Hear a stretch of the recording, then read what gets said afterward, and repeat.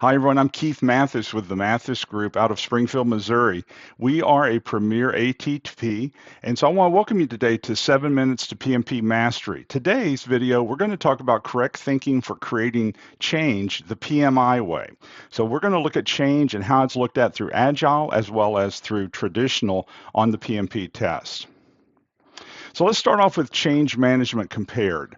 So a lot of times when people take the test, they get confused on change because they're looking at it as if the change happens the same way on all types of projects, and that's not true.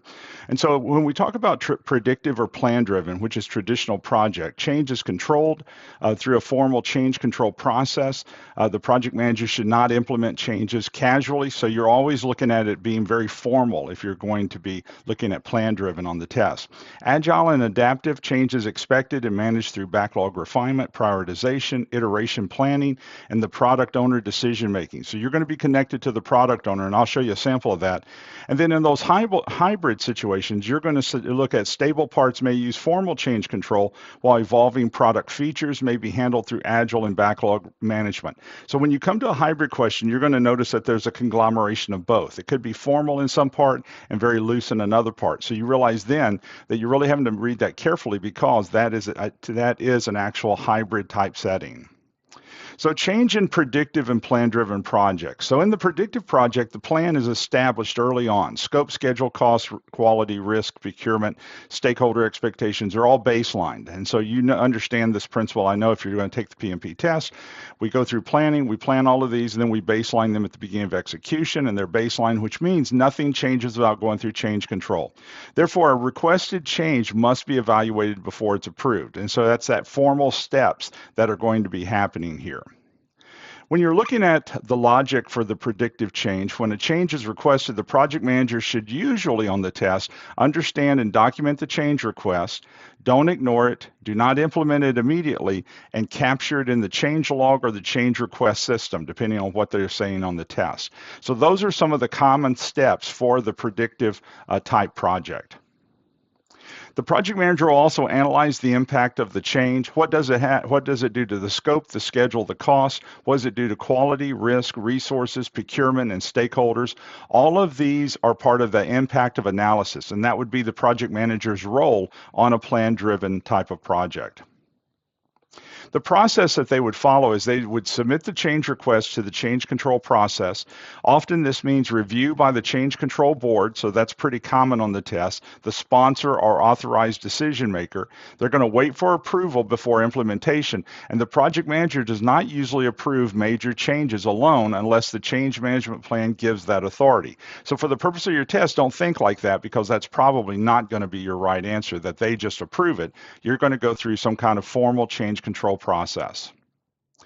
Update the documents is very common in baselines. So you know you have three baselines, scope, schedule, and cost. After the change has been approved, you're going to update those.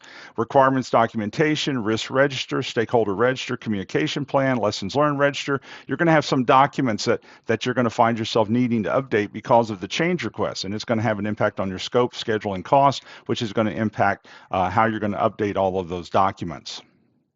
And then common PMP traps and answers on this. The wrong answer often says implement the change immediately. That's typically not going to happen on a plan-driven project. Reject the change because the scope is already approved. Ask the team to work overtime to absorb the change.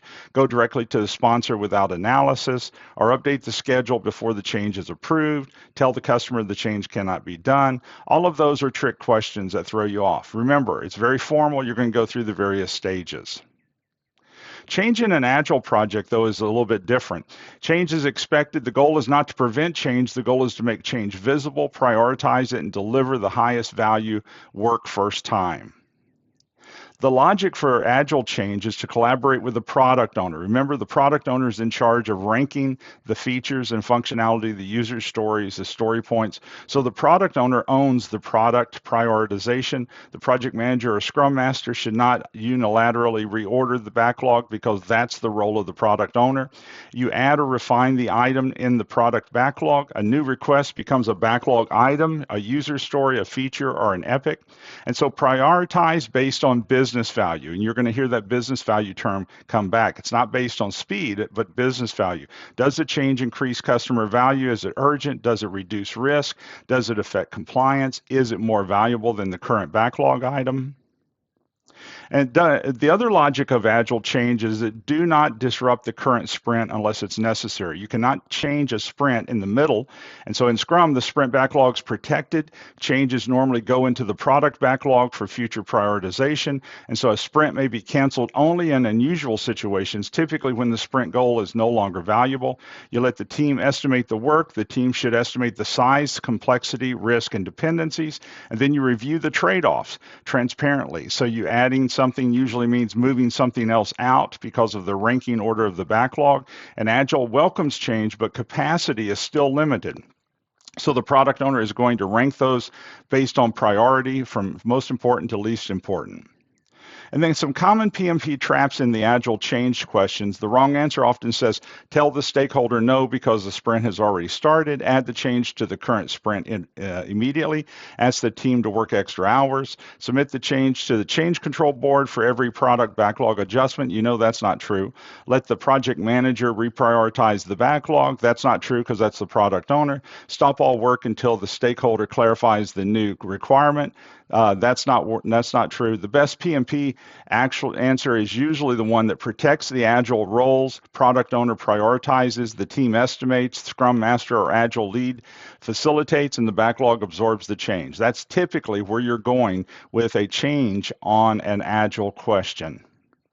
Differences between predictive and agile change, we've given you that here just to kind of give you some direction. So a customer asks for a change. Predictive, you're creating and evaluating a formal change request. On agile, you're adding it to the backlog. Scope baseline is affected. You use integrated change control on predictive. You reprioritize the backlog based on value.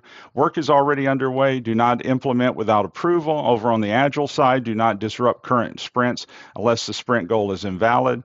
Next, who approves the priority? The change control board and sponsor or authorized authority. Over on the agile side, it's going to be the product owner with stakeholder input. What is protected? It's going to be approved baselines. Over on the agile side, sprint goal and team capacity. And then main question, what is the impact of on the plan? And then the main question on agile, what delivers the most value next? Also, when we talk about predictive question, let's give you two questions here, which is going to take a little longer than 7 minutes, but it'll be good for you. A project is in execution. The customer requests an additional report that was not included in the approved scope statement. The team says the report will require 2 additional weeks and extra costs. What should the project manager do first? This is a very common question. Ask the team to complete the report before the customer requested it. Reject the request because the scope baseline has already been approved. Document the request and evaluated in its impact on scope, schedule, cost, quality, and risk, update the project schedule, and budget to include the new report. So there's your answers. Which one would you pick? The best answer is actually going to be C, because the project manager should document and analyze the change before it is approved or rejected. In predictive project, changes to scope, schedule, cost should go through the formal change control process. A is wrong because it implements the change without approval. That creates scope creep.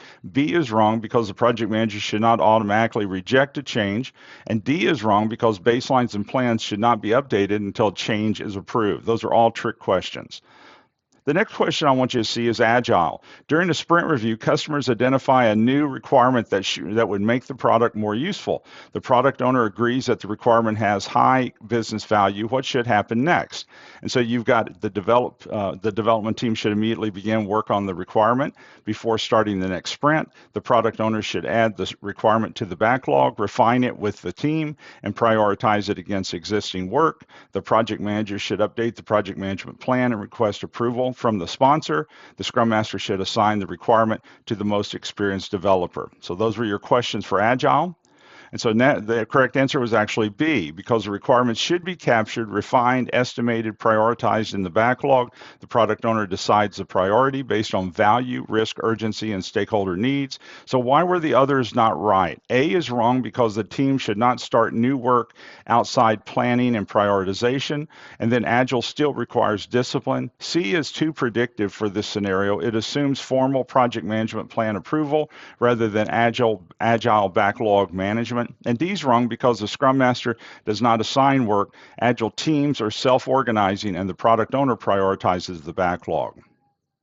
So here's a simple memory hook for you, and then we'll pull this together. Use this phrase: predictive projects protects the baseline. Predictive protects the baseline. Agile protects the backlog and the sprint goal. Predictive change wants change asks what is the impact and who must approve it. Agile change asks where does this fit in the backlog and what value does it bring. I hope these have helped you a little bit on when you look at change between predictive and agile. We do PMP exam prep boot camps virtually every other month for people all around the world. We'd love to have you in a boot camp. And so I hope this has been helpful for you. And so I'll see you in another video. Bye now.